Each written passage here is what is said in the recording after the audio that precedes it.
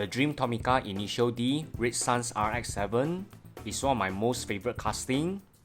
Suzuki is also one of my most favorite Initial D character.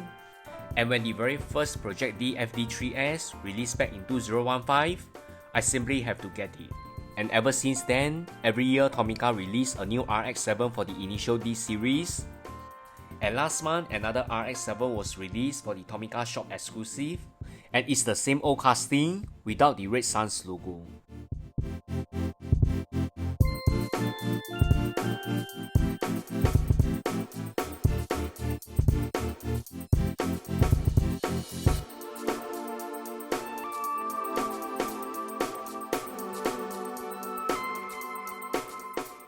Really not much difference between the Dream Tomica series.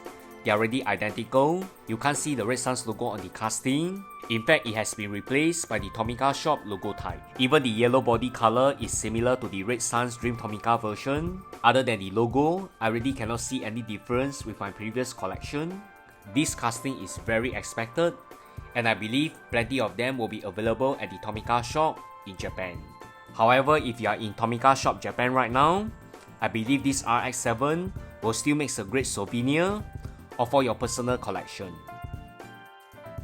And here's the Tomica Shop RX7 as compared with the very first RedSuns release back in 2015.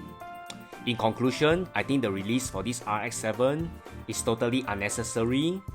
It's just a clone variant from the Dream Tomica version.